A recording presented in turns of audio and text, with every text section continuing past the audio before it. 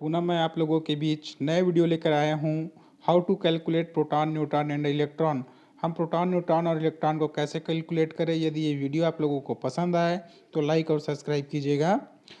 सर्वप्रथम atomic number के बारे में हेनरी मोजले ने 1930 में बताया कि एटॉमिक नंबर प्रोटॉन के बराबर होता है और इलेक्ट्रिकली जो न्यूट्रल होता है उसमें इलेक्ट्रॉन एटॉमिक नंबर के भी बराबर होता है। इसलिए यहाँ पर फॉर्मूला लिखा गया है एटॉमिक नंबर के बराबर में प्रोटॉन और प्रोटॉन के बराबर में इलेक्ट्रॉन को हम मान सकते हैं।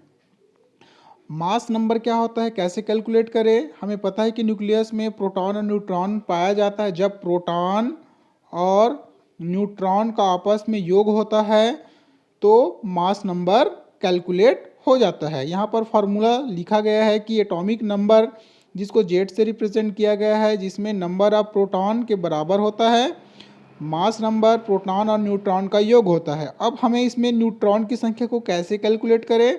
जब मास नंबर में एटॉमिक नंबर को हम लोग घटाते हैं, माइनस करते हैं, तो हमें न्यूट्रॉन की संख्या प्राप्त हो जाता है।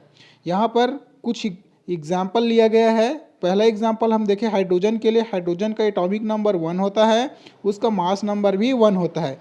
अब एटॉमिक नंबर 1 है तो प्रोटॉन की संख्या भी कितनी होगी, 1 होगी। और न्यूट्रॉन की संख्या जब इसमें मास नंबर में एटॉमिक नंबर को जब माइनस करेंगे तो 0 प्राप्ति होगी। उसी प्रकार से हम यदि फास्फोरस के लिए देखें, फास्फोरस का एटॉमिक नंबर 15 होता है, तो ये एटॉमिक नंबर 15 हुआ तो प्रोटॉन की संख्या भी कितनी हुई, 15 हुई।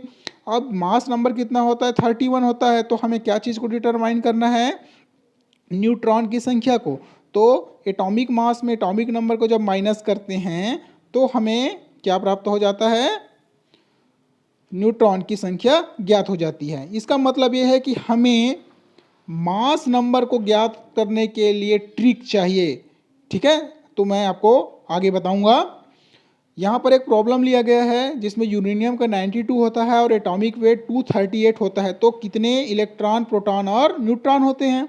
मैंने आपको बताया कि जितना उसका एटॉमिक नंबर होता है उतना ही उसका प्रोटॉन होता है, और न्यूट्रली है तो उतना ही उसका इलेक्ट्रॉन होता है। तो कितना हुआ, प्रोटॉन और इलेक्ट्रॉन 92।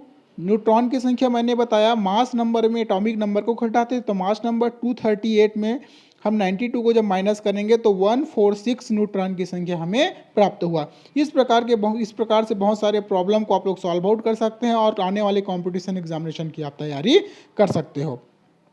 मैंने आपको बताया कि कैसे हम एटॉमिक मास को याद रखें। उनके लिए ट्रिक आप लोगों को ध्यान में रखना है। ये एटॉमिक नंबर 1 से लेकर 20 तक के लिए एप्लीकेबल है। यदि किसी का एटॉमिक नंबर 1, 3, 5, 7 ऑड नंबर है तो उसके लिए फॉर्मूला होता है एटॉमिक नंबर को 2 से गुणा करने पर और 1 जोड़ने पर, ठीक है, प्राप्त हो जाता है। इवन वाला होता है 2, 4, 6। इस प्रकार से कोई एटॉमिक नंबर है उसके लिए एटॉमिक नंबर को 2 से मल्टीप्लाई करेंगे तो हमें, ठीक है, उसका एटॉमिक मास प्राप्त हो जाएगा। चलिए आगे देखते हैं। यहाँ पर मैंने हाइड्रोजन लिया है। हाइड्रोजन का एक ऑड है, ऑड नंबर रखता है, इसलिए ऑड का फॉर्मूला लगाएंगे। अब यहाँ पर 1 × 2, 1 क्या है, एटॉमिक नंबर, 2 + 1 3 हुआ, लेकिन एक्चुअल वैल्यू उसका 1 होता है। तो ये इनका अपवाद है, एक्सेप्शनल है। लिथियम के केस में हम देखेंगे तो फॉर्मूला में लगाएंगे तो हमें 7 प्राप्त होगा। 7 6.94 उसके आसपास है, इसलिए क्या होगा, ये इस फॉर्मूला में फिट बैठता है। इसका मतलब ये सही है। ठीक है, दूसरा एक्सेप्शनल की बात करें, नाइट्रोजन का। नाइट्रोजन को कैलकुलेट करोगे तो 15 प्राप्त होगा, लेकिन एक्चुअल में होता है 14.007 होता है। बाकी अन्य सभी में आपको 1 से लेकर 19 तक आपको दिखाई दे रहा है। सभी में पीरियोडिक टेबल के आधार पर ही हमें मास नंबर की प्राप्ति होती है। तो इस फॉर्मूला के आधार पर आप 1 से लेकर 20 तक के एलिमेंट्स का मास नंबर याद रख सकते हैं। दूसरा मैंने यहाँ पर इवन लिया है 2 से लेकर 20 तक का। हीलियम, ठीक है, हीलियम 2 × 2 4 होता है, तो वो उनके वैल्यू में फिट बैठता है। यहाँ पर बेरियम का 2 × 4 यदि हो रहा है, ठीक है, मतलब क्या, 4 × 2 हुआ तो क्या हो जाएगा, 8 और 9 प्राप्त हुआ, ये भी एक एक्सेप्शनल है।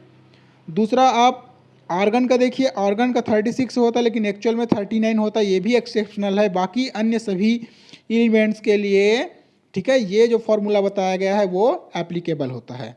ठीक है, जो रेड कलर से इंडिकेट किया गया है वो एक्सेप्शनल को शो करता है।